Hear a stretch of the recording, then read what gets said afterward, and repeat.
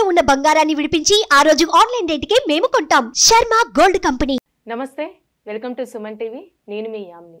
ప్రస్తుతం మనతో ఉన్నారు ప్రముఖ ఆధ్యాత్మికవేత్త, ప్రముఖ జ్యోతిష్య వాస్తు పండితులు బ్రహ్మశ్రీ డాక్టర్ నాయకంటి మల్లికార్జున శర్మ గారు ఉన్నారు. గురుగారితో మనం మాట్లాడదాం. నమస్కారం గురుగారు. నమస్కారం అమ్మ. గురుగారు, ఈ మార్చి నెలలో మీనరాశి వారికి అసలు ఏ విధంగా ఉంటుందండి? తప్పకుండా అమ్మ. ఓం శ్రీ గురుభ్యో నమః. మీనరాశి వాళ్ళకి మనం గ్రహగమన గతుల్ని మనం చూస్తే ముఖ్యంగా ద్వితీయ స్థానంలో గురువు యొక్క సంచారంలో ఆర్థిక పరంగా లావాదేవీలు బాగా పెరుగుతాయి. అంటే ఆర్థికంగా ఆకస్మికంగా ధనలాభం కలుగుతుంది, ఆకస్మికంగా ప్రయత్నాలు, ఆకస్మికంగా ప్రయాణాలు, ఆకస్మికంగా వృత్తి సంచార రీత్యా కూడా మార్పులు జరుగుతాయి. అంటే సహజంగా ద్వితీయ స్థానంలో గురువు మంచివాడు. అంటే ధనాన్ని ఇస్తాడు, వాక్కునిస్తాడు, ప్రయత్నాలు ఇస్తాడు, మాటకారితనాన్ని ఇస్తాడు, లౌక్యాన్ని ఇస్తాడు. అంటే వాక్స్ఫుటం అనేది గురువు వల్ల ఏర్పడుతుంది. సంతానం లేని స్త్రీలకు కూడా సంతానం కలిగే అవకాశము, సంతానం ద్వారా శుభవార్తలు, మేలు జరిగే అవకాశాలు ఎక్కువగా ఉంటాయి. అయితే శారీరక శ్రమ అనేది బాగా పెరుగుతుంది వీళ్ళకి. అంటే కష్టం చేయటం అనేది బాగా ఎక్కువగా పెరగటం, ఆరోగ్యరీత్యా జాగ్రత్త ఉండాలి ఈ రాశి వాళ్ళకి. ఎందుకు కారణం అంటే జన్మంలో ఏదైతే రాహు యొక్క సంచారం వల్ల శరీరంలో రుగ్మతలు ఏర్పడుతుంటాయి.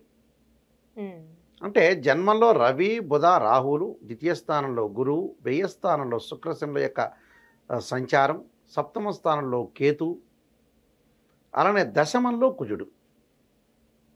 అంటే మీనరాశ్యాధిపతి గురువు ద్వితీయ స్థానంలో మిత్రక్షేత్రంలో ఉండటం సుఫలితాన్ని ఇస్తుంది. కానీ జన్మంలో ఏదైతే రాహు ఉన్నాడో శరీరంలో రుగ్మతలు ఏర్పడుతుంటాయి. ఆ రుగ్మతలు తట్టుకోవాలంటే ఏంటంటే కొద్దిగా కొన్ని చివర్లో మనం పరిహారాలు చెప్పుకోవచ్చు.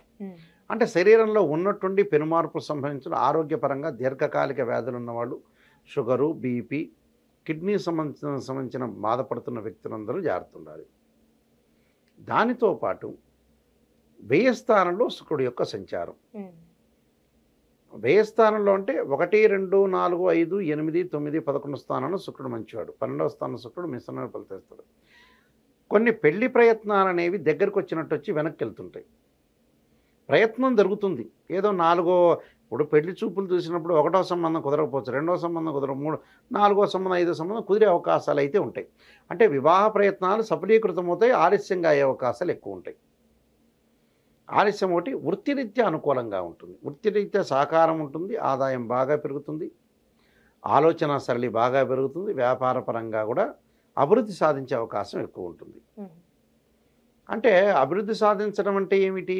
భాగస్వామ్య వ్యాపారం కలిసి వస్తుంది, నూతన వ్యాపారాలు ప్రారంభం చేయొచ్చు. అంటే చిరు వ్యాపారాలు అంటారు, అంటే బయట పూలు పండ్లు అమ్ముతూ ఉంటుంటారు, అలాంటి వ్యక్తులకు కూడా చాలా అనుకూలంగా ఉంటుంది. అంటే కేవలం వీళ్ళు ఏంటంటే మీనరాశి వాళ్ళు ఆరోగ్యపరంగా మాత్రం జాగ్రత్త ఉండాలి. వ్యయస్థానంలో శని యొక్క సంచారం అంటే వీళ్ళకి ఎల్నాటి శని జరుగుతుందని అర్థం. ఎల్నాటి శని యొక్క ప్రభావం అనేది ఎప్పుడు కూడా మన గోచారరీత్యా ప్రభావం కొంత కనపడుతున్నా, బర్త్ చార్ట్లో కూడా శని మహర్దశ ఉందా లేదా శని ఎలాంటి వాడనేది కూడా మనం దానివల్ల కూడా తగ్గే అవకాశాలు ఎక్కువగా ఉంటాయి. భయాందోళన చెందాల్సిన పని లేదు, ఆరోగ్యపరంగా జాగ్రత్త ఉండాలి. అలానే ఇళ్ల నిర్మాణం, కన్స్ట్రక్షను, ఆస్తులు కొనుగోలు చేయటం, వాహనాలు కొనుగోలు చేయటం, బంగారు ఆభరణాలు కూడా కొనుగోలు చేయటం, విందులు వినోదాల్లో పాల్గొనే అవకాశం ఉండటం. అలానే బంధువులతోటి కొంత సహనంగా వహించాలి.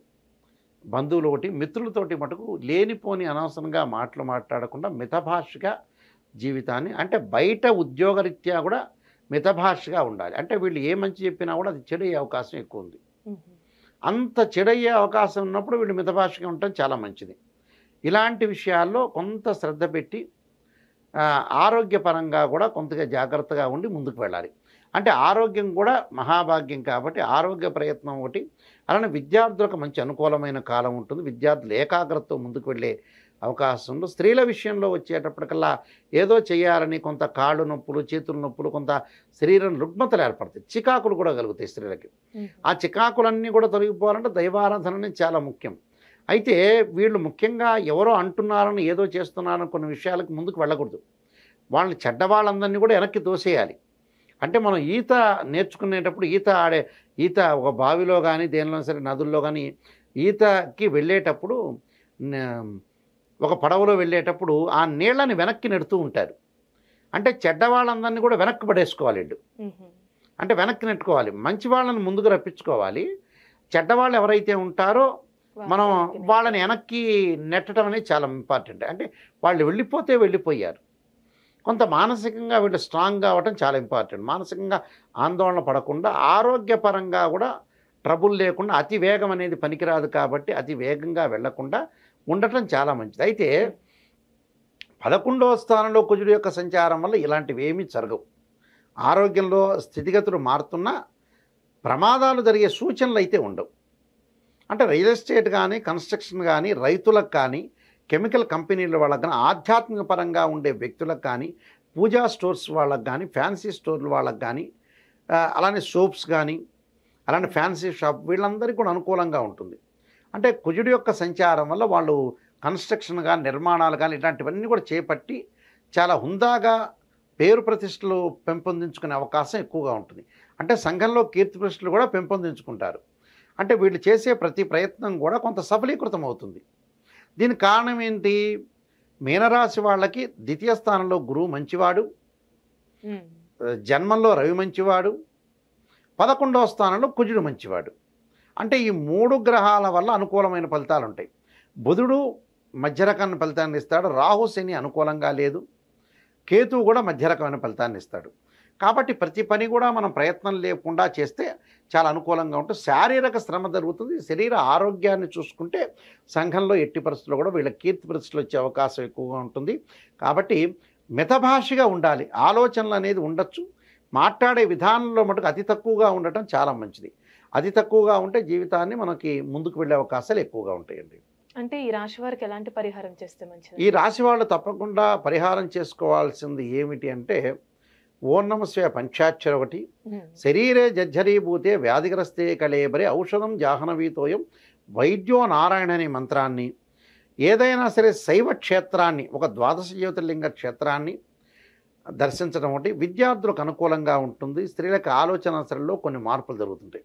స్త్రీలు ముఖ్యంగా అమ్మవారి యొక్క ఆరాధన, రాజరాజేశ్వరి యొక్క ఆరాధన, విద్యార్థులకు కూడా మంచి కాలం. విద్యార్థులు ఆరోగ్యపరంగా ఎగ్జామినేషన్ పాయింట్ ఆరోగ్యపరంగా జాగ్రత్త ఉండాలి.